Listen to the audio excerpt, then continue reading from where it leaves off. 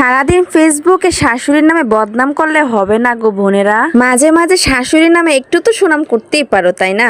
কারণ তিনি একমাত্র ব্যক্তি যে কিনা তোমাকে আজ এত বড় চালাক বানিয়েছে। যে তুমি বোকা হাবাগোবা ছিলা, কিছুই বুঝতে না, সে আজকে এত বড় চালাক, এত মুখ চালাইতে পারো। আর একটু ক্রেডিট তো তোমার শাশুড়িকে দিবাই, একটু তো সুনাম অবশ্য ফেসবুকে এসে বলতেই হবে, তাই না আপুরা? তো যাই হোক, আসসালামু আলাইকুম, সবাই কেমন আছেন? আশা করি সবাই ভালো আছেন। কে কোথা থেকে দেখতেছেন আজকে মিনি ব্লগটা অবশ্যই একটু কমেন্টে জানিয়ে যাবেন। আশা আজকে কয়দিন যাবত কোনো সবজি নাই, মাছও নাই। শাশুড়ির পোলারে কয়দিন ধরে বলতেছি যে সবজি নিয়ে আসো, ওনারা আবার অফিস ছুটি হইতে হইতে অনেক রাত হয়ে যায়, তখন আবার বাজার ঘাট গুছিয়ে বেটারা চলে যায় ঘরে আর কি। এই কয়দিন কোনো রকম ভাবে খাইছি, আজকে একদম বিরক্ত লাগতেছে, তাই ভাবছিলাম যে ছাদে গিয়ে দেখি কি অবস্থা। গিয়ে দেখি কতগুলো শাক নিয়ে আসছিলাম আর কি। মোটামুটি কয়েক রকমের শাক ছিল, আলু শাক, পুঁই শাক, কুমড়া শাক, লাউ শাক, সব মিলিয়ে একটা দেখা গেছে চিংড়ি দিয়ে ভাজি করে নিয়েছি। আর কাঁঠালের সিজন চলতেছে, বাসায় তো অনেক কাঁঠালের বিচি পড়ে রয়েছে, তো সেগুলো কি করা যায় ভাবতে ভাবতে ভর্তা করে নিয়েছি। আমার আবার ভর্তা হইলে আর কিছু লাগে না, আর শাক দিয়ে চিংড়ি মাছ হইলে ওইটা তো আরো বেশি মজা লাগে। তো যাক, এদিকে পাশাপাশি কিন্তু আলু ভর্তাও করতেছিলাম আজকে।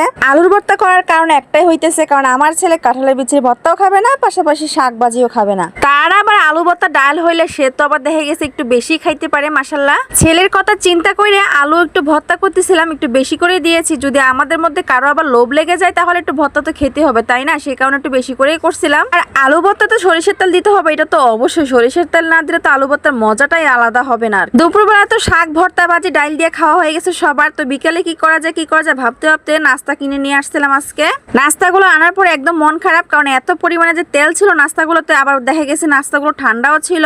তো এগুলো খাওয়া দাওয়া করে রাতে শুয়ে পড়েছিলাম, কিন্তু রাতে পুরো রাতে ঘুমাইতে পারি না। সেটা হচ্ছে একটা মাত্র চিন্তা, কারণ শ্বশুর বাড়ি থেকে শ্বশুর আম পাঠাই দিছে গাড়িতে, সে আমগুলো গিয়ে রিসিভ করে আনতে হবে। সে চিন্তায় কখন আসবে, কখন আনতে পারবো, আদৌ কি এগুলো সুন্দর মতন আসতে পারবে কিনা সে চিন্তায় করতে করতে অবশেষে সকাল ভোরবেলা চলে আসছে আমগুলো। আমার শ্বশুর আর শাশুড়ি মিলে অনেক সুন্দর করে প্যাকেটিং করে আম পাঠাই দিছে আমাদের জন্য, সবার জন্য আর কি। এদিকে অনেকগুলো আম যেহেতু গুছিয়ে গেছে, নেওয়ার পরে ছেলে আমার মাদ্রাসায় চলে যাবে, তার জন্য নাস্তা বানিয়ে দিচ্ছিলাম টিফিনের জন্য।